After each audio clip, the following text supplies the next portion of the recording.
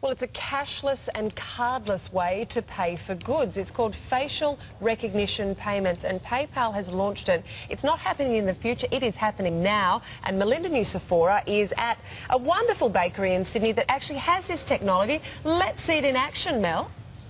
Okay, Kath, this only launched here in Australia yesterday, but it's been used quite widely in the US since March. Even big retailers like Abercrombie & Finch and Home Depot.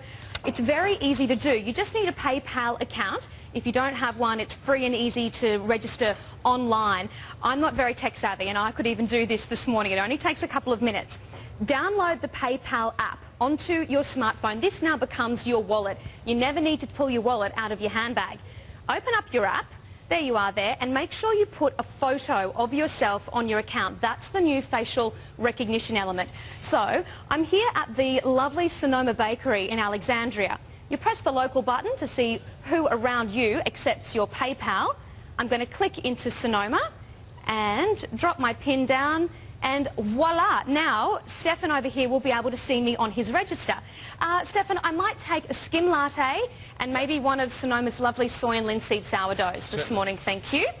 So I don't even need to get out any cash. All Stefan needs to do now is just check my PayPal photo and check that it's me. So he just clicks on my photo and there you go. He looks at me, checks that it's me, and we're all done. That's as easy as it is. I've got my coffee and my sourdough without having to take my wallet out of my bag. All right, just quickly, Mel, did you even, one, is it gluten-free? And two, did you even need to have your phone in your hand? It's fine just to have your phone just in your pocket or something. You can just have your phone in your pocket, but you'll need to take it out just because you need to register where you are. You need to log into the cafe that you want to shop at. So Sonoma is one of the first places in Australia to adopt this, and they're rolling it out right across all their bakeries. As far as is this gluten-free, I'm sure Sonoma does a lovely selection of gluten-free for you, Paul. All right, well, they should have known from your app. Mel, thank you very much for that. So, more technology. They picked the wrong person to do this interview. Rob Livingstone from the University of Technology in Sydney joins me now. Rob, how are you? Good morning. I'm an Aztec when it comes to technology. And I suppose the obvious question here is, what is the benefit for the consumer in this technology? Well, I think the benefit for the consumer is just ease of use. That's really it. It's just convenience.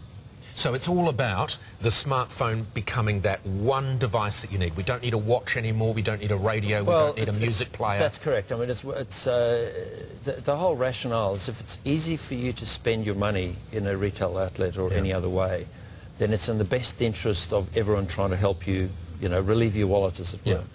So what it boils down to is just another step in the technology where, you know, if you go from originally cash, and then there was check, and then there was, you know, credit cards, bank card for those that are around a while. So it's just this natural progression, but it's essentially just one option in that payment stream. Now, the interesting thing here, though, is that PayPal are behind this. So all of it, they've never been in my purchasing chain before. So we're inserting someone else in our purchasing chain. Does that mean that they are going to want to clip the ticket? Well, that's correct. You have a conga line of organisations, wishing to help you in that purchase, and they're not doing it for free. No, I don't know that they want. I think they're helping themselves. That's right, but it's more than just PayPal. You've got other competing products. You've got the Apples and the Googles and various financial institutions all trying to get in between you and the point of sale. Yeah.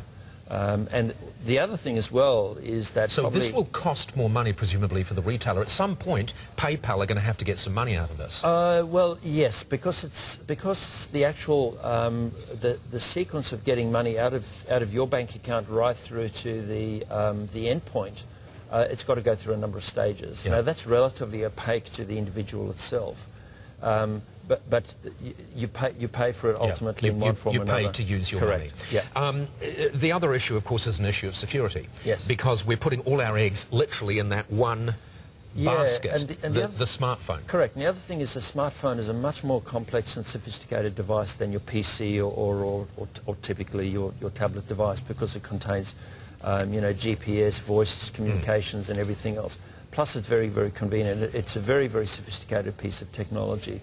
And the intention is to make it convenient because of the ubiquitous nature of but also dangerous. It's holding all of that information about us. So does this mean if you're using these apps as well, you just have to be that much more security conscious? Yeah, and the fundamental issue is in any of these mobile commerce, they're called m-commerce applications or whatever, to understand where your liability starts and ends. When does the financial institution or the retailer pick up the liability? Where are the responsibility lines? Absolutely. Yeah. And if you read the terms and conditions when you sign up or you take on any of these things, it can make for salutary reading depending on which organisation. There is a price to be paid for convenience. Correct. Yeah, Rob, thank you very much for joining us. Rob Livingstone, University of Technology in Sydney. Now, I've got two issues with that. The security one you sort of chatted about, but I have a real problem with the way that we're moving here. It's not going to teach people the value of money. It doesn't feel real when you just swipe your phone up there because it's not the cash that you're handing over. I really fear for the way that we're going. Kids aren't going to learn about the value of money. Well, they're going to have to learn about it another way. It's going to have to be different. Casinos have been doing this for ages. The first thing they do is get you to swap your money for plastic